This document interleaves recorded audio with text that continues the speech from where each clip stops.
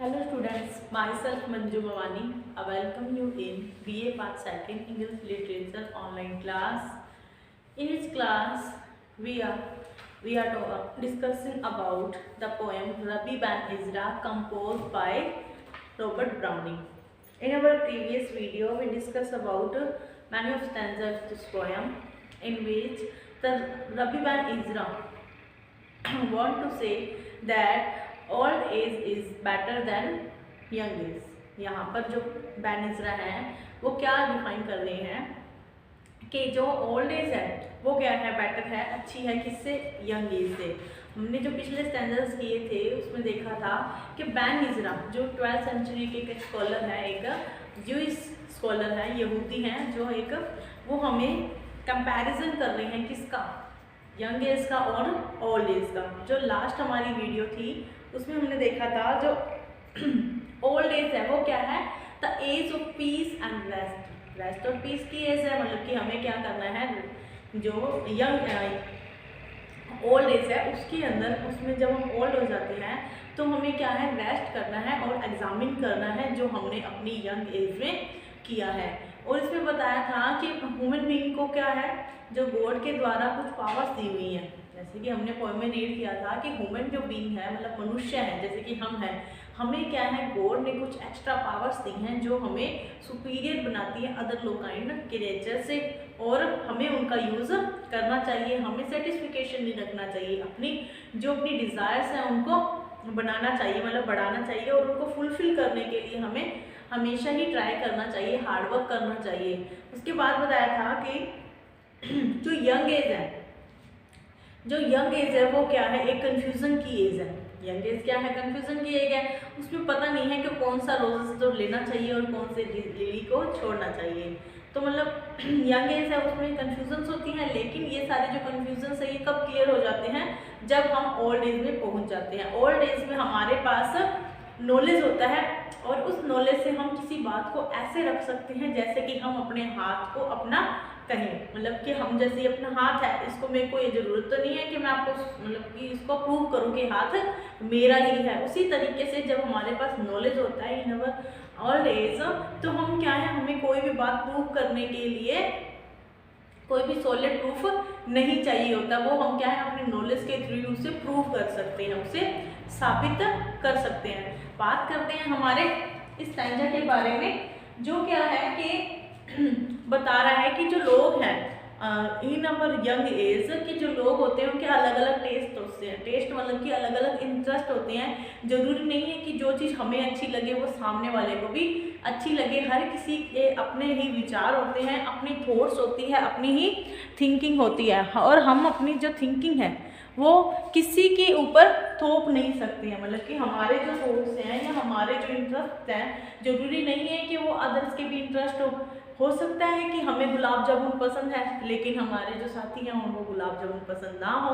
हो सकता है कि उन्हें चॉकलेट पसंद है लेकिन हमें चॉकलेट पसंद नहीं है। एग्जाम्पल के लिए हम ले सकते हैं कि जैसे कि हम तो देखते हैं कि गर्ल्स को चॉकलेट्स पसंद होती है, लेकिन ज़रूरी नहीं है कि सभी गर्ल्स को ही चॉकलेट्स पसंद हो, या सभी बॉयज़ को चॉकलेट्स ना पसंद हो, या सभी बॉयज़ को चॉकलेट्स पसंद हो। लेकिन वो क्या है, अपनी अपनी थॉट ऑफ माइंड, मतलब कि थॉट ऑफ माइंड की थॉट्स है कि किसको चॉकलेट पसंद है, किसी को नहीं है। मतलब इंटरेस्ट जो हैं, जो लोग हैं, जितने लोग हैं उतनी ही उनकी पसंद है। हम जो लोग हैं उन दो जनों की, जो दो लोग हैं, द पीपल अगर पर्सनस हैं, उनकी ज़रूरी नहीं है कि उनके जो अंडरस्टैंडिंग हो वो सेम हो, कि उनकी समझ जो है, उनके जो सोच है, उनके जो आइडियाज़ हैं वो सेम हो। किन्हीं भी दो, आपने भी ध्यान दिया होगा कि किन्हीं भी दो पर्सनस की जो आइडियाज़ होते हैं वो सेम नहीं होते हैं, कि और ना ही हम उसके ऊपर कॉम्प्रोमाइज़ करते हैं कि चल उसने कहा है और हमने मान लिया। ऐसा नहीं होता है। ह्यूमन बीइंग का ये नेचर ही है कि किसी की सोच किसी से नहीं मिलती है। तो इस स्टैंजा में क्या है, पॉइंट यही कहना चाहता है, point want to say that there are many person there and he these have their own thoughts and thinking and ideas, कि उनकी अपनी ही सोच है, अपनी ही विचार है और अपनी ही मतलब कि डिज़ायर्स है, उनकी जिज्ञासा है। हर एक को, जैसे कि हम देखते हैं ना, कईयों की सोच कुछ डिफरेंट होती है कईयों की थिंकिंग। तो इसी में पॉइंट भी यही क्लियर करना चाह रहा है कि यंग एज में उनके पास बहुत सारे ऑप्शंस होते हैं और वो उसे क्लियरली उसको चूज करने के लिए क्या होते हैं, अनेबल होते हैं, क्योंकि हर किसी की अपनी अपनी थिंक होती है। अब यंग एज में आपने देखा होगा कि कईयों को तो स्मोकिंग अच्छी लगती है यंग एज में, चाहे वो मैन है, वुमेन है, गर्ल है, बॉय है, कुछ भी है, तो कईयों को तो स्मोकिंग अच्छी लगती है। लेकिन कईयों को स्मोकिंग से क्या एलर्जी होती है, कईयों को स्मोकिंग करना नहीं अच्छा लगता, तो वो क्या है, अपने अपने इंटरेस्ट पे है। और लेकिन जो मतलब कि नॉर्मल जो यंग अभी होने ही वाला होगा, टीनेज से यंग में है, तो वो यही सोचेगा कि मेरे लिए क्या सही है, तो वो क्या रहते हैं, हमेशा ही कंफ्यूज रहते हैं। जैसे कि आपने 12th किया हुआ एक बच्चा देखा होगा, 12th किया हुआ एक स्टूडेंट है, अब आगे जाकर उसे कौन सी फील्ड में जाना है, तो यहाँ पर वो आकर क्या हो जाएगा, कंफ्यूज हो जाएगा। अब उनके सब्जेक्ट से जो इंटरेस्ट है वो भी अलग अलग होते हैं, किसी को मैथ्स में इंटरेस्ट है, किसी को इंग्लिश में इंटरेस्ट है, किसी को हिंदी में इंटरेस्ट है, तो किसी को एसएसटी में इंटरेस्ट है। एसएसटी के भी बहुत सारे जो सब्जेक्ट्स हैं उनमें अलग अलग इंटरेस्ट होते हैं, तो उसी के अकॉर्डिंग क्या है, उसे अपना जो फील्ड है वो चुननी होती है। लेकिन उसे पता नहीं होता कि वो मेरे लिए सही है या गलत। मतलब कि कुल मिलाकर बात ये है कि जो यंग एज है, इस स्टैंजा में बताया हुआ है कि जो यंग एज का जो टाइम होता है वो कंफ्यूजन से भरा होता है। उसके बाद कुछ भी मतलब कि सही तरीके से हम कह सकते हैं ना, सही तरीके से एग्जामिन करने की जो थॉट्स होती है वो नहीं होती है। तो पहले आप इसका साफ सुथरा जो है लिखा हुआ ये इसका स्क्रीनशॉट लें, उसके बाद कुछ मीनिंग्स ऐड हो जाते हैं, कुछ अंडरलाइंस ऐड हो जाती है, फिर क्या है आप इसको अच्छे से देख नहीं पाते हो। आप स्क्रीनशॉट लें, उसके बाद हम ये स्टैंजा आपका स्टार्ट करते हैं, इसको एक्सप्लेन करते हैं line to line.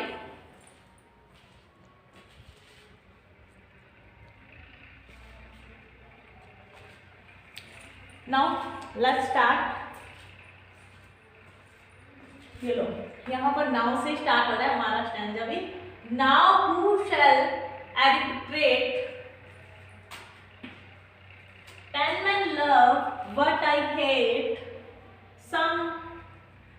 but I follow, slight what I receive, can who is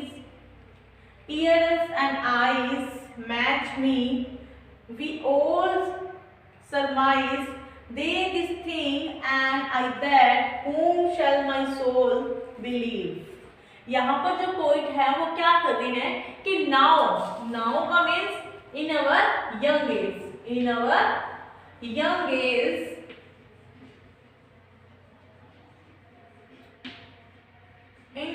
as who shall arbitrate का मतलब है टू बी जज, to be made a judgement के कौन जजमेंट करेगा, to be made a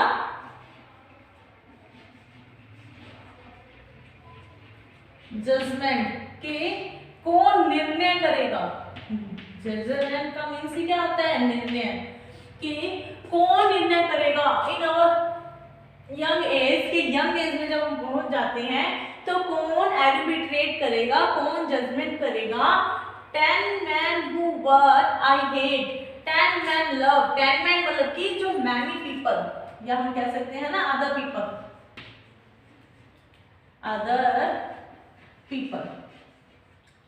10 men love के 10 व्यक्ति मतलब कि जो लोग हैं वो लव करते हैं, मतलब कि लाइक करते हैं what I hate, जिसे मैं नापसंद करता हूँ। कि यहाँ पर कुछ ऐसे भी लोग मुझे मिलेंगे कि जिस चीज से मैं हेट करता हूँ, मैं अनलाइक करता हूँ, लेकिन वो लोग उससे क्या करेंगे, प्यार भी करेंगे, उन्हें वो चीज अच्छी भी लगेगी। यहाँ पर एग्जांपल हम मीठे का ले सकते हैं कि जरूरी नहीं है कि 10 लोगों को अगर मीठा पसंद है और मैं भी उसे मीठा पसंद करूं, कि 10 लोगों को तो मीठा पसंद है लेकिन मुझे क्या है, मीठा पसंद नहीं है। सन बट आई फॉलो, कि किसे तो मैं फॉलो करता हूँ, स्लाइड बट आई रिसीव, और किसे मैं प्राप्त करता हूँ। कि किसे तो मैं फॉलो करूँ और किसे मैं स्लाइड बट आई रिसीव, कि मेरे पास जो प्राप्त हुआ है उसे वो क्या बताते हैं, बुरा बताते हैं। मतलब कुछ ऐसी भी चीज़ें हैं जो मुझे पसंद होगी लेकिन मेरे साथ वालों को, ये जो 10 जो अदर पीपल्स हैं उनको पसंद नहीं होगा। वहीं पर ही ये जो पॉइंट है, there are Ravi Banjara want to say that there are many thinking about everything, है ना। हर किसी की चीज, हर चीज के बारे में हर किसी की अपनी अलग अलग क्या होती है, थिंकिंग होती है, लेकिन इसका जजमेंट कौन करेगा, इसका जजमेंट कौन करेगा, हमें ये कौन बताएगा कि कौन सी चीज अच्छी है जिसे हमें लव करना चाहिए और कौन सी चीज बुरी है जिसे हमें हेट करना चाहिए। और जो यंग एज है इसकी तो प्रॉब्लम ही यही है कि हमारे पास ऑप्शन तो बहुत सारे होते हैं लेकिन हमारे पास क्या है, सही हमारे पास ओपिनियन नहीं होता है उसको प्रूव करने का कि कौन सी जो चीज़ एकदम सही है, लेकिन हम क्या है उसको प्रूव नहीं कर पाते और हमारे पास क्या होती है, सिर्फ और सिर्फ कंफ्यूजन ही होता है। इसके बाद match me 10 who in ears and eyes के 10 ऐसे लोग क्या जिनकी हैं, क्या है, ईयर्स है और आईज है, ईयर्स में कान है और आंखें हैं, मैच मी मतलब मुझसे मिलते हैं, कि यही 10 लोग कौन से, जो अदर पीपल हैं उनकी सेम ही मेरी तरह, मतलब जो उनकी फिजिकल जो अपीयरेंस है, उनकी शारीरिक जो बनावट है वो मेरे समान ही है। उनके भी 2 कान हैं, 2 आंख है, एक मुंह है, एक नाक है, मतलब मेरे ही जैसे जो मेरे फिजिकल पार्ट्स हैं वही सेम उनके भी फिजिकल पार्ट्स हैं, फिजिकल अपीयरेंस हमारी सेम ही है। लेकिन what I follows like what I receive, के लेकिन हमारे बीच में, लेकिन हमारी जो मतलब फिजिकल चाहे हमारी अलग है, लेकिन जो हमारी मेंटलिटी जो एबिलिटी है, मेंटलिटी जो हमारी है वो क्या है, हमारी भिन्न है, हमारी डिफरेंट जो है वो मेडिकल मेंटलिटी है। इसके बाद देखते हैं वी ऑल सरमाइज, हम क्या कर सकते हैं, सरमाइज का मीन्स है अंदाजा लगाना, सरमाइज का मीन्स क्या है, अंदाजा लगाना, या हम कह सकते हैं ना इमेजिन करना, इमेजिन करना कि हमारे पास है तो सही ये साइज, लेकिन क्या है, हम अपनी ही मर्जी से भी ऑल सरमाइज कि हम सब ही क्या कर सकते हैं, अंदाजा लगा सकते हैं, they think and I that whom shall my soul believe, कि वो चीज तो वो सोचते हैं और I that मैं भी सोचता हूँ, कि उसी की चीज के बारे में वो भी सोचते हैं, वही चीज के बारे में मैं भी सोचता हूँ, लेकिन जो हमारी सोच है वो क्या है,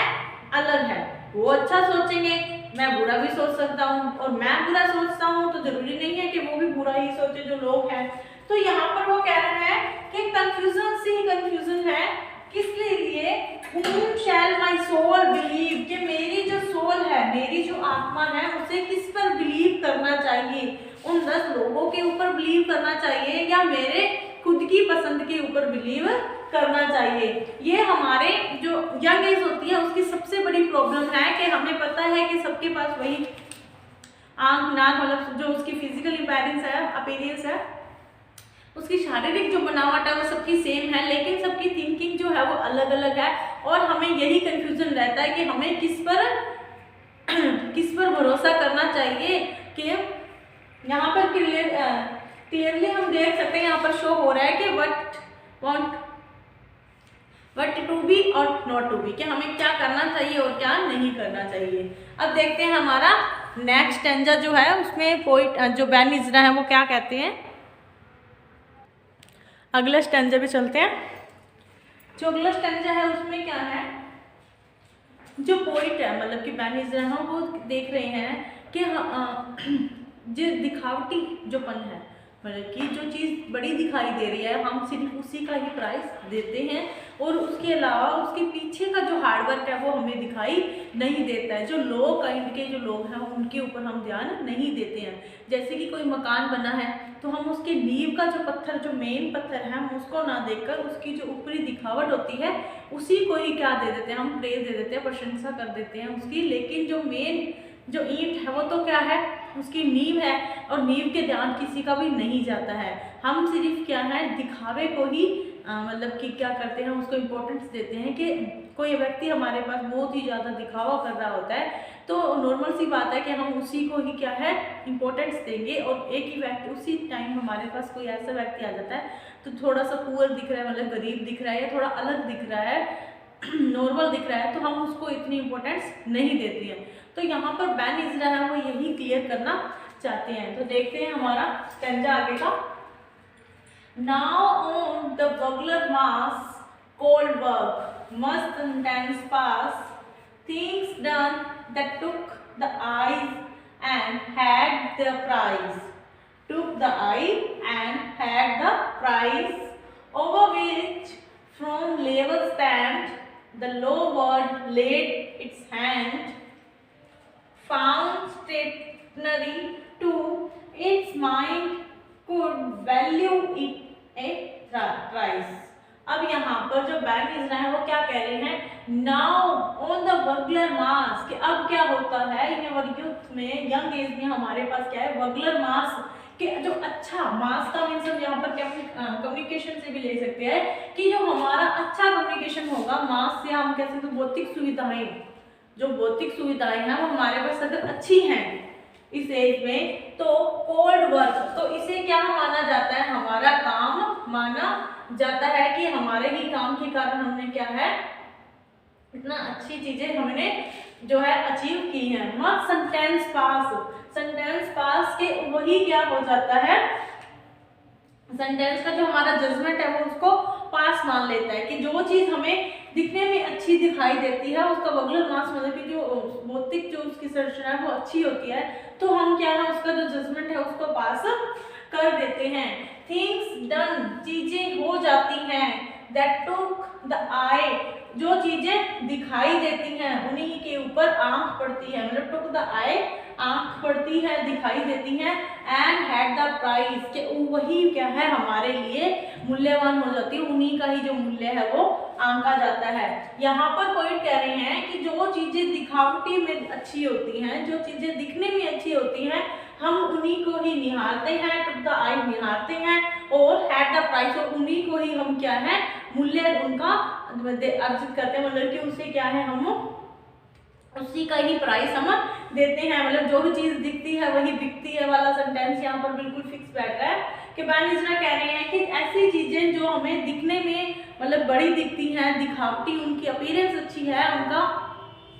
दिखावा अच्छा है, वही चीजें हमारी आंखों को अच्छी लगती है और हम उसका क्या करते हैं मूल्य देते हैं, उसी की मतलब कि हम क्या कर देते हैं प्राइस करते हैं। Over which from level stand, अब यहाँ पर बात कर रहा है कि ओवर विच, यहाँ पर from level stand, level stand का मतलब है low level, level stand means जो लो लेवल है, लो लेवल मतलब कि जो लो काइंड के लो पीपल मतलब कि लो कास्ट के भी पीपल कह सकते हैं कि जिनका दिखावा नहीं है, जिनकी अपीयरेंस अच्छी नहीं है,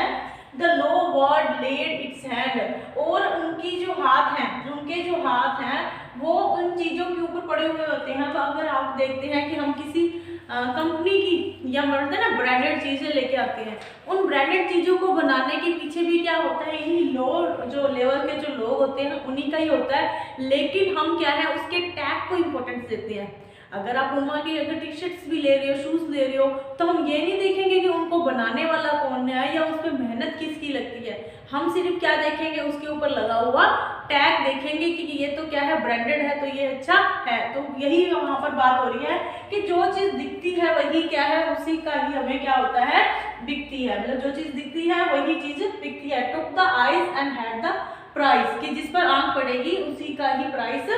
दिया जाएगा। तो यहाँ पर क्या कह रहा है, over which from level stand, के